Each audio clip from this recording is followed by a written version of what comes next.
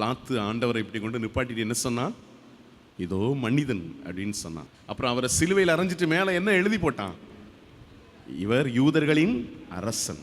உடனே யூதர்கள் போய் சொன்னாங்க, நான் யூதனின் அரசன் என்று அவன் சொல்லிக் கொள்வதை போல எழுதும்னு சொன்னாங்க. அவன் சொன்னா, நான் எழுதியதே. அப்போ அரசருக்கு இந்த மனுக்குளம் கொடுத்த நிலை என்ன, அவர் ஆடையை உறிஞ்சி அவரை சாட்டையினால் அடித்து அவரை கழுமரத்தில் ஏற்றினது தான் இந்த அரசருக்கு நாம கொடுத்த மரியாதை. சிலுவனாருடைய பிள்ளைகளே, இந்த அரசருக்கு நாம் உண்மையான மரியாதை கொடுக்கணும்னா என்ன தெரியுமா, இன்னைக்கு 1 மணி நேரம் போய் தனியாக உட்காந்து ஜெபம் பண்ணிட்டு வந்துட்டேங்கிறது கிடையாது. எது உண்மையான ஒரு அவருக்கு ஆறுதல்னா, அவர் விரும்புகிறபடி ஒரு வாழ்க்கை நான் வாழணும்.